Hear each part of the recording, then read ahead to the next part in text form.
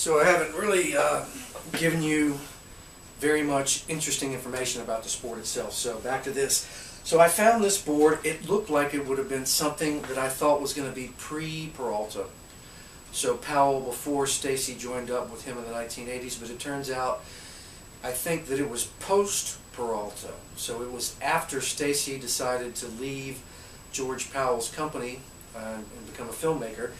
And this was just kind of a closet find, right? This particular kind of earthy longboard, but I just knew that I had to have that. This is the second one that I have. The first one I set up with laser trucks and Sims Bowl Rider wheels, which basically is a kind of rough copy of not Jerry Sims. Sims, yeah, maybe it is. I have different. I have music people in my head, and I have skate people. Sims of Sims skateboard manufacturing, and they just recently started putting out new product. But this is what, it's not Jerry. Maybe it is. I have a friend named Sims that plays a 7th string guitar that lives in Columbia, South Carolina. Anyway, he was one of the few guys back in the day of the Z-Boys that was riding a longboard. Then he started his own company. He had, I think it was longer than this. It was because he cited the reason as that he lived in an area that had those mountainous hills where you could learn that craft. So I would really suggest that you watch the movie Freewheeling that stars Stacy Peralta. That's one of my favorite skate movies. I don't think that you can get it. It's been released on DVD. It's a video. No, or did I? The other one is a video that you really should watch is Go For It. Those really have all the original footage of the Z-Boys and where this sport came from. But Tom Sims. It's Tom Sims. So Tom was the innovator. Basically, he could have been the first real longboarder. And he...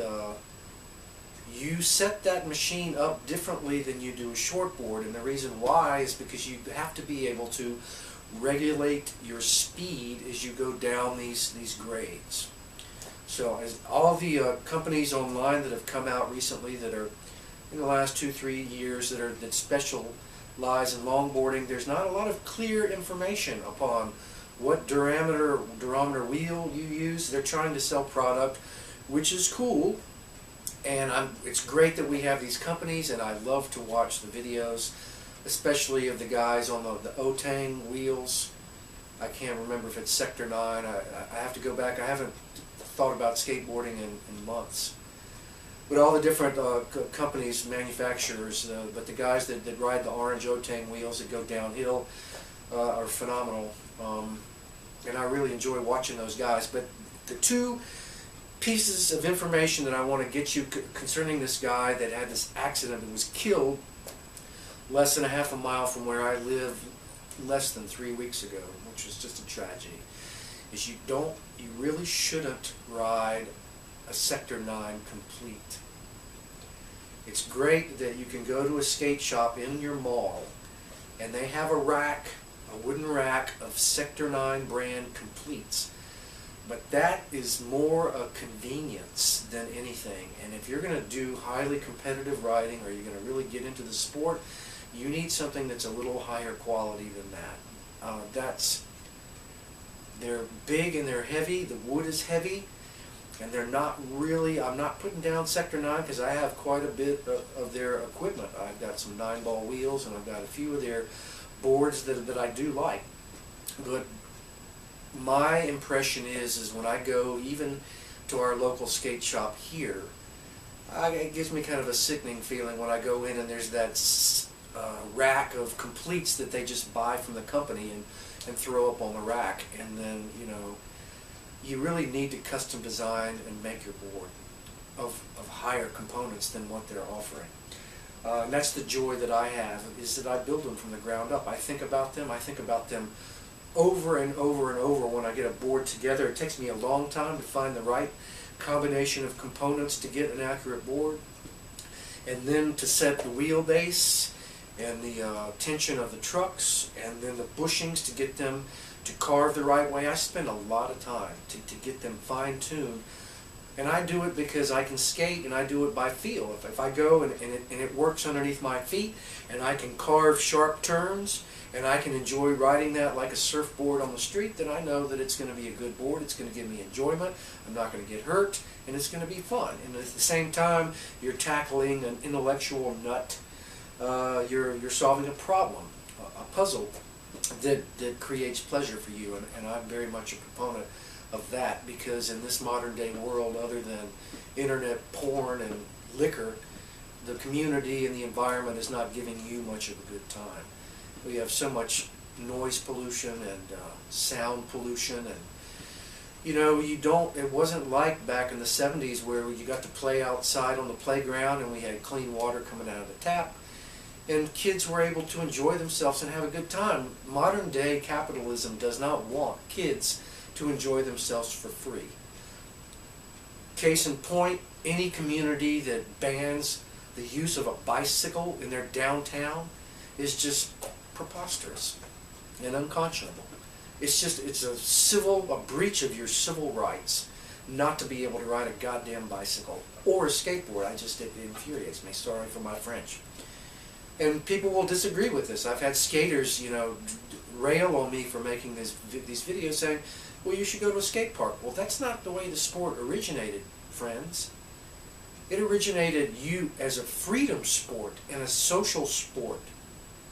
Were you able to ride in public, oftentimes on the beach, in the air, with the wind and the sun on your shoulders, and you were with other people, and you were enjoying yourself riding outside? Man, the video in, maybe it's not Skateboard the movie, it's not Go For It, it's not Freewheelin'. There's one other one that I really like watching, and it's Hal Jepsen is the original skate cinematographer. I so enjoy watching that. I'll think of the title of that. It focuses on Stacy Peralta, little guy. It's not Kenny Means. I'll think of these guys' names, but it's a very good video, and Hal Jepsen really quintessentially gets the roots of roller skating on Venice Beach in California back in the 70s. There was a craze that we have never seen today of hundreds of thousands of skaters skating outside with this varied equipment and roller skates that I think Powell was partly responsible for making the wheels. But it's very interesting to watch and how good the level of roller skating these people do. Back in the day outside, it really gives me joy. And I think modern day society has just completely taken that away. They want you to go to the mall and spend your money. They want you to buy a gaming device. They want you to buy a freaking iPhone for a child. To me is just ridiculous to spend that amount of money on a device that you carry around and you look like this. Get out and socialize with each other in person. That's what skating was about. It wasn't about going to a park. There was a certain amount of renegade, rebellious spirit in the original skating that, man, I didn't tell you the origins of vert skating was basically during the drought in the 70s in California. They had here again, the East Coast, we were underprivileged because the pools, more people had pools in Southern California, whether they could afford them or the sun, I don't know why. The shape of the pool wasn't a rectangle like they build pools here. They were smooth. So they actually were shaped like bowls, and you had a variety of different kidney-shaped and keyhole-shaped pools that were curved, and who in the world could ever imagine that the drought would dry those pools up and somehow, inconceivably, you could go skateboard inside of this pool like you were surfing in the ocean. I just think it's almost an uncanny notion. It's starting to get cold out here in the garage. But that's where it started. Tony Alva decided that we're going to go clean these empty pools out, and we're going to surf on the concrete, and it was a beautiful thing. So that was the origins of it. It was a bit renegade because you would get caught riding in somebody's pool, so they had to scout pools. It's very interesting when you watch Dogtown and Z-Boys. They tell you pretty much how they did this. They would they would go pump out a half-full pool while the people were at work. They would clean it out and they would skate it, and then they would have to run whenever the people would come home. So there's a certain amount of rebelliousness, you know, in skating, and I enjoy it. That, for me, it's the same spirit. I do it because I'm saying this to the man, you know, to the controlling guy that's going to make you live in a little black box, which is pretty much the way the world wants you to live, you know. And we as Americans, this country was founded on that rebellious spirit of freedom. And I fully, you know, am only happy whenever I'm exercising a certain amount of that freedom. So for me, skateboarding is part of it. I haven't been able to do it because of the weather. The two things that you don't want to do when you get into longboarding, one is buy a Sector 9 complete, and the other is not what you can't do, what you have to learn to do before you can longboard, is you have to be able to slide. So you can't just buy the longboard, you need to buy you an expensive pair of slide gloves. I have some out of my truck outside. I won't go out there and get them because this video is going to end up being an hour, but I'm trying to get some more of these boards. Slide gloves have plastic inserts that you put on the palm and on your fingers that allow you to put your hand down on the pavement.